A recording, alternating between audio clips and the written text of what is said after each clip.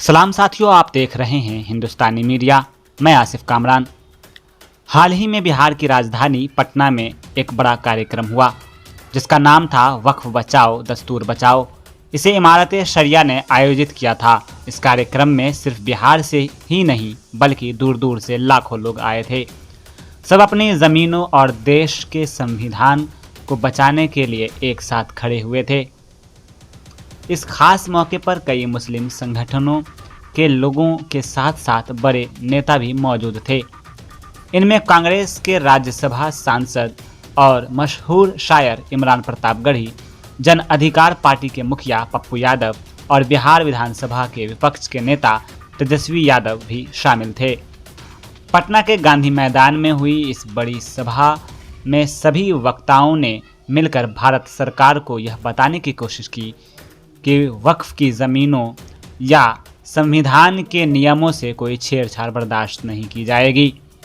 इमरान प्रतापगढ़ी ने अपनी शायरी के जरिए लोगों तक अपनी बात पहुंचाई। उन्होंने हर शेर में मोदी सरकार पर निशाना साधा और कहा कि सरकार लगातार मुसलमानों को निशाना बना रही है।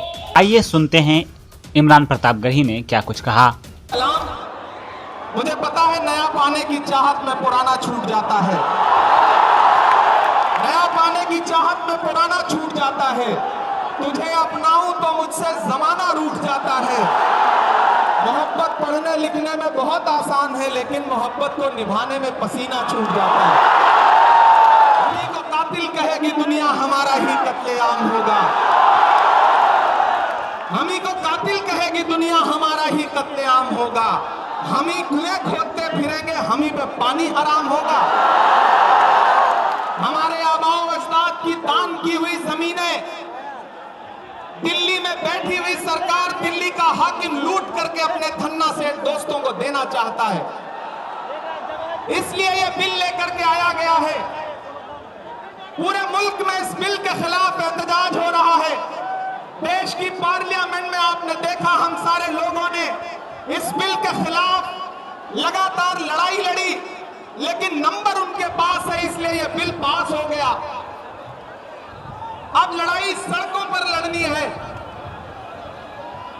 देश की माननीय उच्चतम न्यायालय में, सुप्रीम कोर्ट में यह मुकदमा ऑलरेडी पेंडिंग है और मुझे पूरा यकीन है कि हमारे देश की सुप्रीम कोर्ट इंसाफ जरूर करेगी।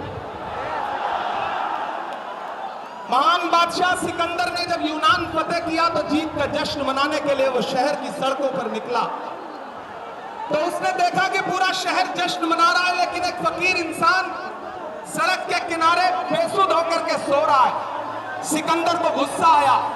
सिकंदर अपने घोड़े से उतरा और उस सोते हुए फकीर के पास पहुंच करके गुस्से में उसे जोर की एक लात मारी और लात मार के कहा कि क्यों रे फकीर, मैंने शहर जीत लिया, शहर जश्न मना रहा है और तू सो रहा है। तो उस फकीर ने उन्नीदी आंखों से सिकंदर की तरफ देखा और देख करके कहा कि शहर फतेह करना बादशाहों का काम है, लेकिन लात मारना गधे का काम है। पिछले 11 साल में इस सरकार ने आवाम को सिर्फ और सिर्फ लात मारने का काम किया और अब ये बिल लेकर के आए हैं और उन्हें लगता है कि आप खामोशी के साथ उनके हर जुल्म सितम को बर्दाश्त कर लेंगे। हमें पता है नहीं करेंगे, नहीं करेंगे ना, नहीं करेंगे ना। आपकी यहां मौजूदगी इस बात की गवाह है।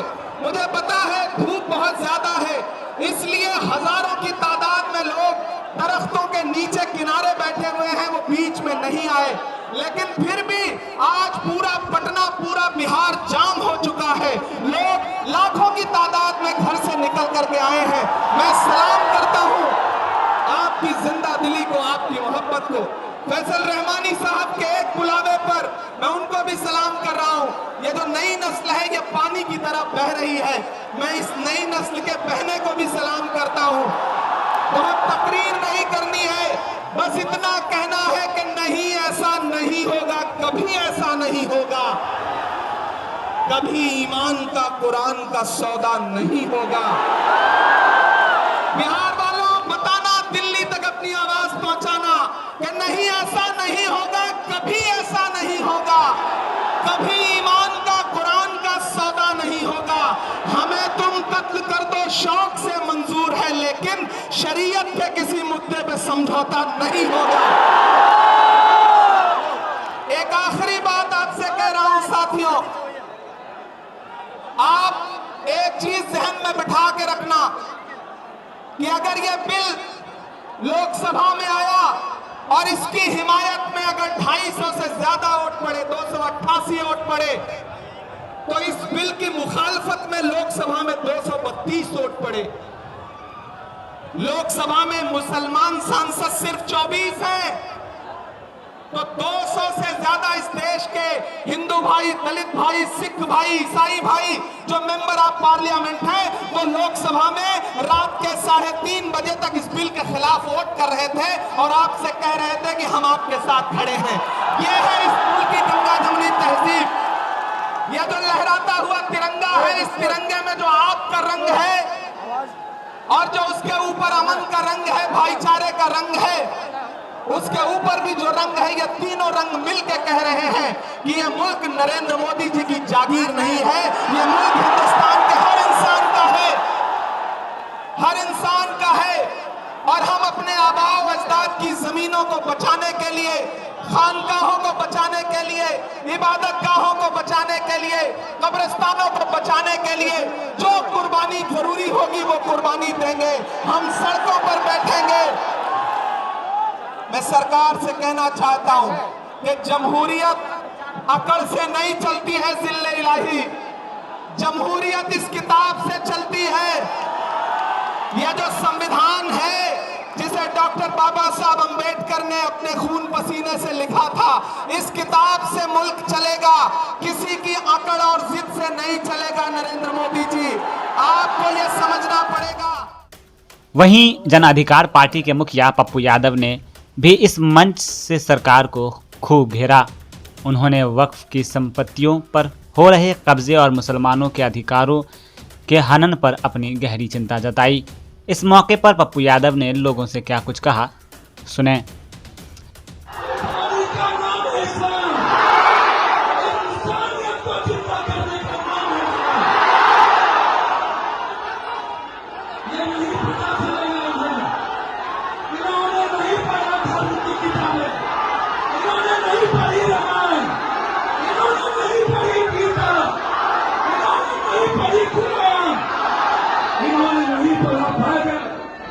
ये सिर्फ एक चश्मे से इन्होंने संविधान को नहीं पढ़ा, ये संविधान को नहीं मानते, ये मुसलमान के विरोधी नहीं है, ये मुसलमान के हाल में सनातन की संस्कृति को मिटाना चाहते हैं।